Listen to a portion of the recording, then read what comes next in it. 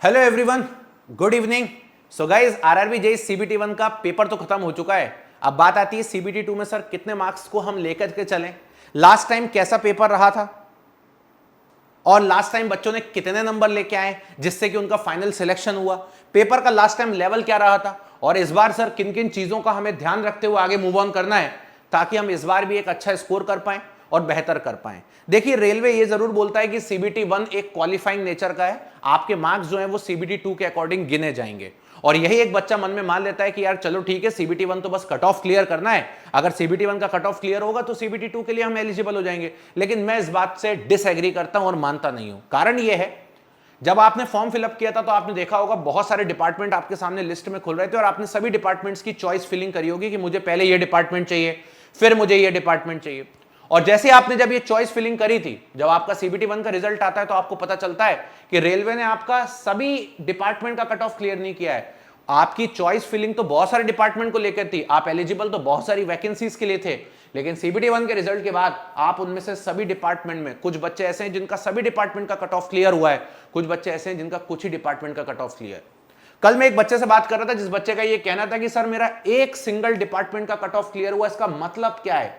वो बच्चा बड़ा खुश था इतने दिनों से कि उसका सीबीटी 1 क्लियर हो गया है और वो बच्चा ये सोच के बैठा था कि मेरे जोन में, मेरी ब्रांच में इतनी वैकेंसी के लिए मैं एलिजिबल हूं, मैं तो फोड़ दूंगा। लेकिन उस बच्चे की हकीकत, उस बच्चे को मैंने कल समझाई कि बेटा अब आपके लिए इतनी वैकेंसीज नहीं है जितनी वैकेंसीज के लिए आप सोच के बैठे हो।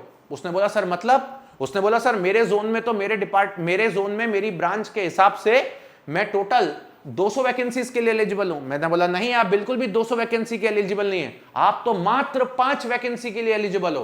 तो उस बच्चे का दिमाग खराब हो गया, ऐसे कैसे बोल दिया आपने 5 वैकेंसी के एलिजिबल हूं।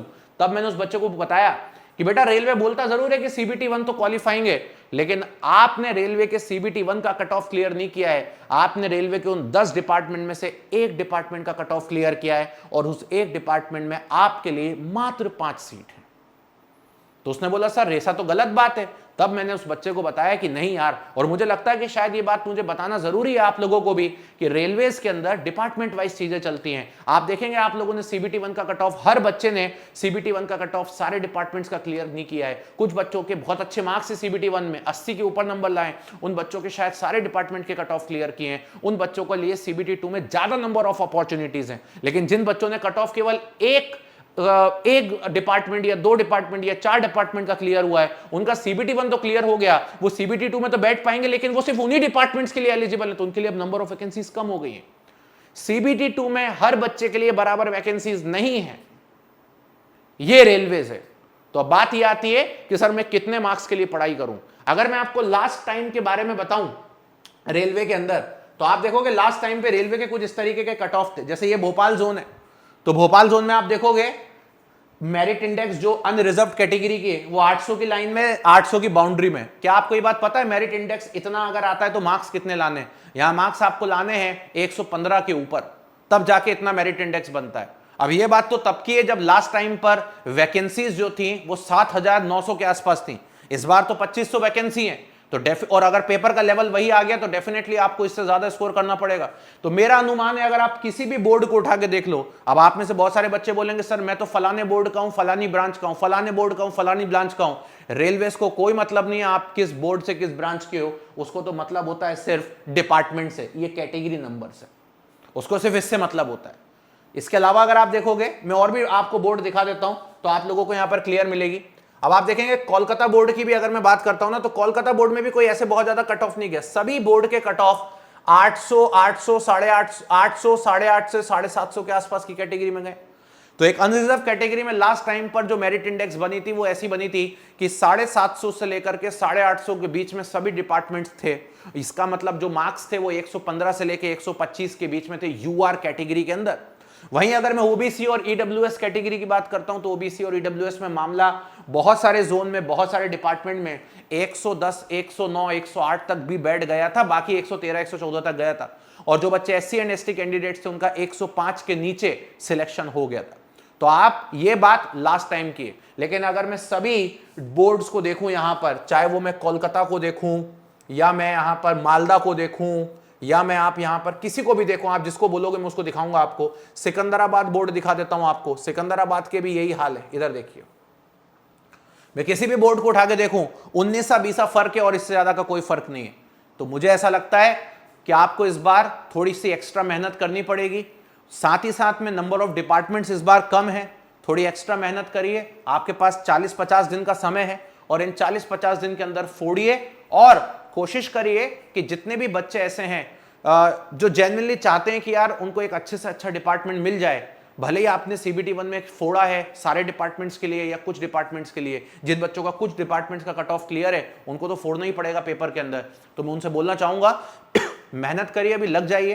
कंप्यूटर आपका बहुत सिंपल आने वाला है, आपको इन्वायरमेंट पे ज्यादा ध्यान देना पड़ेगा।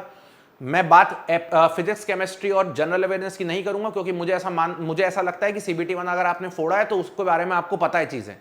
टेक्निकल में आपको फोड़ना पड़ेगा और कोशिश करिए कि अपने पूरे 150 नंबर में से टारगेट करिए कि एनी हाउ आप 120 से लेके 125 के बीच में सही सही उत्तर देकर के आए, इतने मार्क्स का टारगेट लेकर के चलें। मैं ये कभी नहीं बोलूंगा आप टारगेट करो 130 नंबर लाओ, 135 नंबर लाओ, नहीं भाई, लेकिन 120 के ऊपर का अपना टारगेट लेकर के चलें, 125 तक टच करें। और अगर आप एक बहुत अच्छे कैंडिडेट हैं जो नॉन टेक में अच्छा फोड़ सकते हो तो आप कोशिश करो कि आप 130 तक भी पहुंच जाओ। तो ये आपको करना पड़ेगा, तब जाकर के कहीं ना कहीं आप अपनी बेटर अपॉर्चुनिटी की तरफ जाओगे, तब जाकर के आपका सीबीटी 1 का स्कोर भी आपके लिए काम आएगा। सर सीबीटी 1 का स्कोर काम आएगा? जी हां, क्योंकि सीबीटी 1 का स्कोर रेलवेज आपका इस बेसिस पे बनाता है, डिपार्टमेंट के बेसिस पे, सिर्फ क्वालिफाइंग नेचर पे नहीं बनाता। इसके अलावा आपको ये बात पता होनी चाहिए कि हमने ऑलरेडी रैपिड रिवीजन बैच यानी कि क्रैश कोर्स स्टार्ट कर दिया है और इस वीडियो के नीचे जब आप मेरे डिस्क्रिप्शन में आओगे तो आप लोगों को यहां पर मेंशन हो जाएगा, यहां पे आपको दिख जाएगा। और कल ही हम लोगों ने इस बैच को लॉन्च भी किया है, आप इसी वीडियो के नीचे डिस्क्रिप्शन में भी आ सकते हो। इसके अलावा आपको मैं ये भी बता देता हूं कि मैं रिसेंटली आरआरबी जेईई का पीवाईक्यू का पेपर भी सॉल्व करा रहा हूं। आप देखेंगे ये हम लोगों ने रिसेंटली लॉन्च किया है यहां पर आरआरबी जेईई का बैच। और जैसे आप इस वीडियो के नीचे आओगे, तीनों ही ब्रांचेस के अंदर, सॉरी चारों ही ब्रांचेस के अंदर, सिविल, इलेक्ट्रिकल, मैकेनिकल, ईसी, आप इसको ओपन करें और इसको एनरोल करें। बहुत प्यारा बैच है, मजा आ जाएगा आपको चीजें करने के बाद और बेहतर तरीके से आप इस चीजों को एग्जीक्यूट कर पाओगे। टेक्स्ट बुक का यूनिवर्सल कूपन कोड जरूर लगा लीजिएगा मोहित के, ताकि आप इनको एनरोल कर पाओ। ये सारी लिंक्स आप लोगों के सामने दी हुई हैं और इनके अंदर एनरोल जल्दी से फटाफट करें। So thank you so much, bye bye, take care and love you everybody.